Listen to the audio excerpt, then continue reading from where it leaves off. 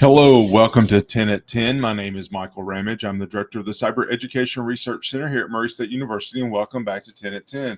10 at 10 is brought to you through a partnership between Murray State University, Grow West, the Technology Council of West Kentucky, KY Innovation, and local partner Sprocket Innovation in Paducah and the Kentucky Innovation Station in Madisonville. Welcome back to episode 214. It's an even number, so we're looking at some of the news over the last few weeks and seeing what can we take away that can help us to be safer in cyberspace. That's really what the ultimate goal of 10 at 10 has started out to be, and 214 episodes later, that's still our goal. So let's just dig into some news that at least I've come across that I think is interesting. And, first and foremost, let's talk about credential theft. Credential theft has become a cyber criminals' favorite target. So first of all, what is credential theft? Your login and password, your username and password, that's your credentials. So if you're logging into your email, if you're logging into Facebook, if you're logging into your bank, if you're logging into a number of different things, your email and password are your credentials. So that has become a target of a lot of cyber criminals.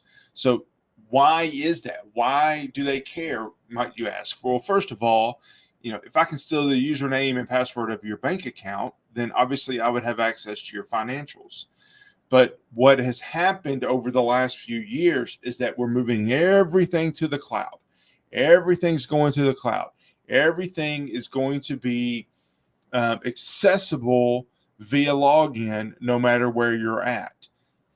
And most organizations will use some sort of global login, Office 365, Microsoft authentication, Google authentication. There's some sort of authentication, single sign-on is the term that works for a lot of your professional, your business credentials. So if a bad actor can get a hold of those credentials, then they're going to have access to a lot of different systems. Those are valuable. So if you're putting those in a system online, you need to be very, very careful and very, very sure that it's the system that you think it is. If you get an email that says, hey, you need to reset your IT password or your security password, hey, you need to do this IT training, hey, this is HR, won't you log in and verify your address? All of those should be red flags that maybe or maybe not is it legit. So I want you to be in the habit of questioning and making sure that these things that we're clicking on are correct. 25% of the attacks in 2024 were targeting user credentials. Now, how are they doing these attacks? Well, actually came across the top 10 things for you, most common phishing emails. Well, would they work on you? If you got an email that says, please update your W-4, or there's a paycheck issue, click here to resolve it. Well, you want to get paid, right? So we're going to think about clicking it. My organization has a portal system that if I had to correct something, I would do it through our portal. Yours may as well. I don't need a link in an email to go to that portal. I can log in the way I would normally log in and then be able to go to it and take a look at it. That's an important piece. I get emails from HR about timesheets often, but I don't have to click on a link to go in and approve a timesheet or to enter my time. So anyway, just be very careful about these phishing emails, because those credentials are something that the bad guy wants to get a hold of. And let me say, before I go to the next story, it's important to note that the most important password that you have might actually be your email password. Now, my email and computer login, it may be the same thing if you have a single sign-on, but your email password is going to be probably the most valuable password you have, because if you forget your bank password, if you forget your Facebook password, if you forget your whatever password, you can reset it. Well, how does it reset? It sends your email a password reset notification. And from there, you can click and reset your password. So it's important to note that your email password may be one of the most important that you have. I came across this. I thought it was interesting and worth noting. This article is talking about the looming cyber threats targeting smaller financial institutions. So this is it's commentary. It's a podcast, but what's interesting about it is that there's a lot of smaller organizations.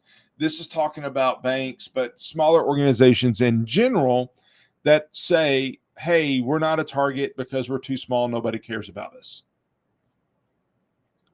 That's not true. It's just not true.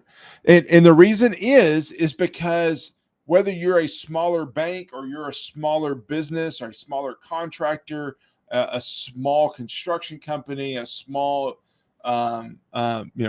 CPA firm, you probably have relationships with larger firms as well. So it's not just, is there some opportunity to attack your company in particular?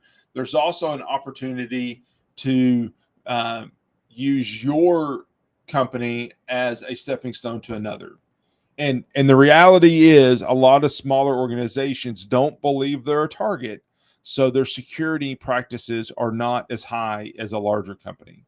It's true. It's facts. So certainly be on the lookout and be careful with that. All right. This one I had to include because this has been something I've been on for several years. Social security numbers are a privacy liability. I've always talked about this, and this article actually gives this example. If your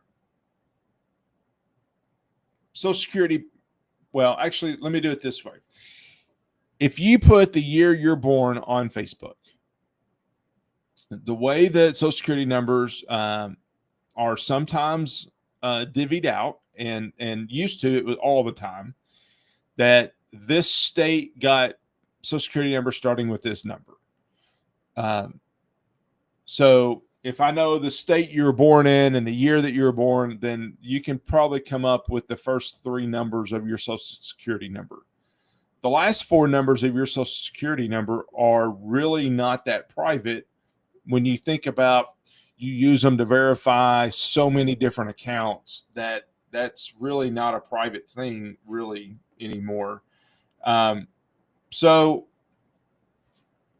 what we're saying is that your Social Security number is really only being protected by those two numbers in the middle if you don't take basic steps. And what this article, one of the statistics that this article shares, is that 5% of Social Security numbers could be guessed in 10 or fewer tries. That's not very many. So we need to have a better system. That's the ultimate goal of this article, is that we need a better privacy-focused identity solution to help address this liability that we have with Social Security numbers. So anyway, I just thought that was interesting because it's something that we've talked about a lot. Last article I'll talk about: ransomware payments have dropped 35% in 2024. Now, there's a lot of things that have led to that decline. What's happening now is that the bad guy is looking at one of two things to happen: either you pay the ransom or we release your company's private information. And what's happening is that companies are not paying the ransom, which they probably shouldn't. But if you look at this next graphic, what is happening as a result is that the payments and leaks are proportional. So they're saying, if you don't pay, we're going to share this personal or this confidential information from your company. People aren't paying, so that there's a cause and effect there on data leak from those victims.